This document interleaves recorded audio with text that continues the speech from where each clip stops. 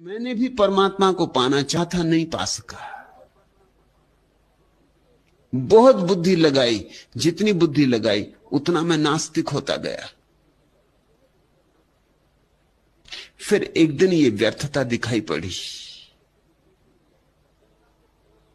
कि बुद्धि जितनी सघनता से प्रयोग करो उतनी ही नास्तिकता गहन होती जा रही है।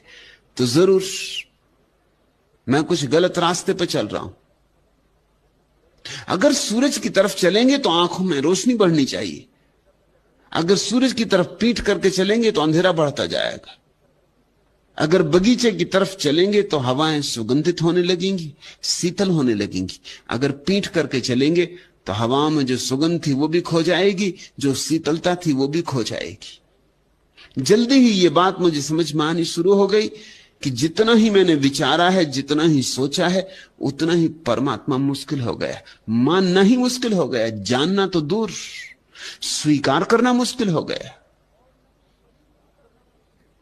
और मैंने परिपूर्णता से चेष्टा की थी। विश्वविद्यालय से मुझे निकाल दिया गया था क्योंकि कोई अध्यापक मुझे अपनी कक्षा में लेने को तैयार नहीं था। अध्यापक कहने लगे कि इतना ज्यादा तर्क,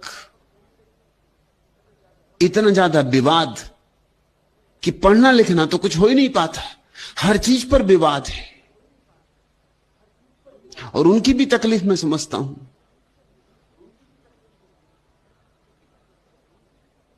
और हर चीज पे विवाद किया जा सकता है, और विवाद से ही मैं खोजने चला था सत्य को।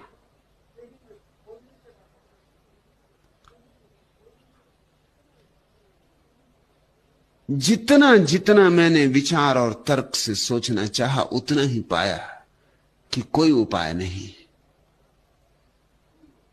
एक नकारात्मकता गहन होती चली गई।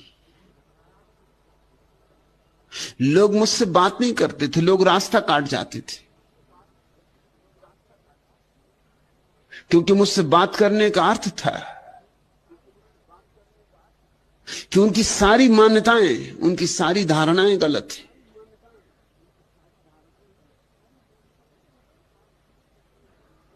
लेकिन एक बात मुझे जल्दी ही समझ में आने लगी कि ईश्वर हो या ना हो, लेकिन ईश्वर को इंकार करके मैं अपने जीवन को पंगु किए ले रहा हूं। मेरा जीवन संकुचित होता जा रहा है। नकार से कोई जी नहीं सकता, इंकार में कैसे जियोगे? नहीं में जगह ही नहीं है जीने लायक। जीवन तो हां में होता है, स्वीकार में होता है। हर चीज को नहीं करते जाओगे तो सिकुड़ते जाओगे। परमात्मा भी नहीं है, आत्मा भी नहीं है, तो फिर बचेगा क्या? जो सबको इंकार करेगा उसको अन्यथा अंततः अपने को भी इंकार करना पड़ेगा। तर्क की वह पराकाष्ठा है। जो तर्क की तलवार से खेलेगा, एक न एक दिन उसे अपनी गर्दन भी काट ही लेनी होगी।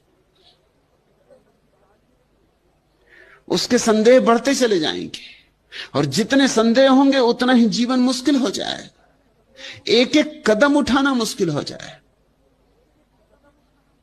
जीने के लिए तो श्रद्धा चाहिए, अश्रद्धा से कोई भी नहीं जी सकता।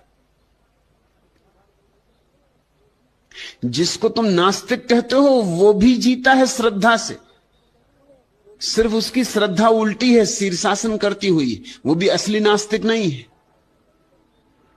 उसकी श्रद्धा है कि ईश्वर नहीं है, इसी श्रद्धा से वो जीता है। नास्तिकता उसका धर्म है, क्रेमलिन उसका काबा है, दास कैपिटल उसकी कुरान, बाइबल, वेद। कार्ल मार्क्स, लेनिन, स्टालिन, माओ, ये उसके ब्रह्मा विष्णु महेश।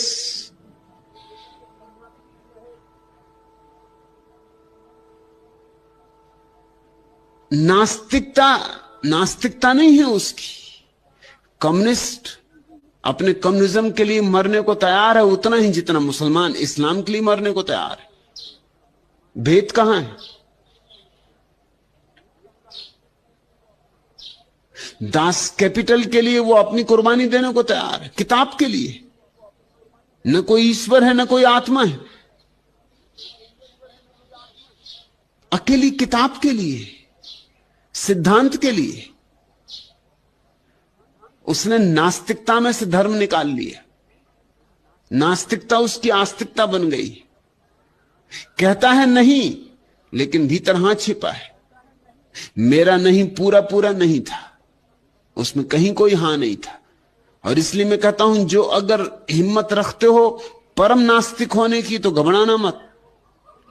लेकिन परम नास्तिकता का अर्थ है कि नास्तिकता में भी सहारा मत खोजना, सब सहारे ही गिरा देना।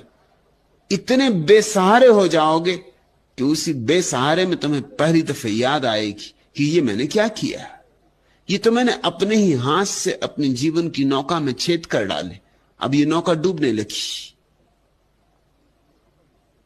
उसी असहाय अवस्था में तुम्हारे भीतर क्रांति की घटना घट सकती कि मस्तिष्क से हृदय की याद आए कि मेरे पास एक और भी उपाय है, प्रीति का, प्रेम का, भाव का। चलूं उससे भी तलाश लूं, मरता क्या ना करता। तिनके का सहारा भी खोज लेता है, ख्याल रखना।